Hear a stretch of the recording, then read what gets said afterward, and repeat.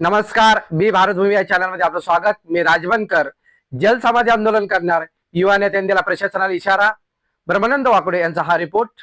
बुलढाणा जिल्ह्यातील शेगाव पंढरपूर पालखी मार्गावरील सुलतानपूर गावामध्ये रस्त्याचे काम पूर्ण झाल्यानंतर रस्त्याच्या दोन्ही बाजूने नाली बांधकाम न केल्यामुळे पावसाचे पाणी जे रस्त्यावर येत आहे, रस्त्यावरील सर्व पाणी हे नागरी वस्तीमध्ये घुसल्यानंतर मोठ्या प्रमाणात जीवनावश्यक वस्तू व धान्याचं नुकसान होत आहे।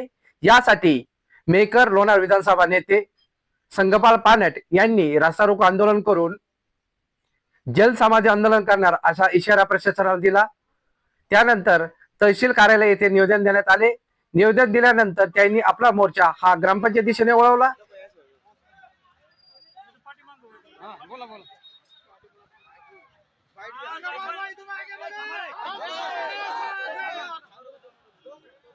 आपल्याला या ठिकाणी कोणाला त्रास देण्याचा उद्देश नाही, परंतु गेल्या 3 ते 4 वर्षापासून आपण महसूल प्रशासन असेल, MSRD असेल, ग्रामपंचायत प्रशासन असेल, जिल्हा परिषद प्रशासन असेल, संपूर्ण प्रशासनाला आपण शेकडो निवेदन दिले।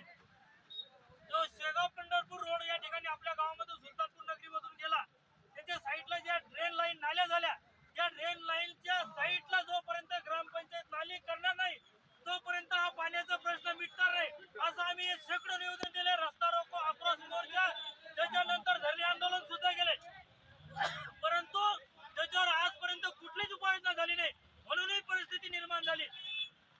आज आपल्याला एक निर्णय घ्यायचा आहे।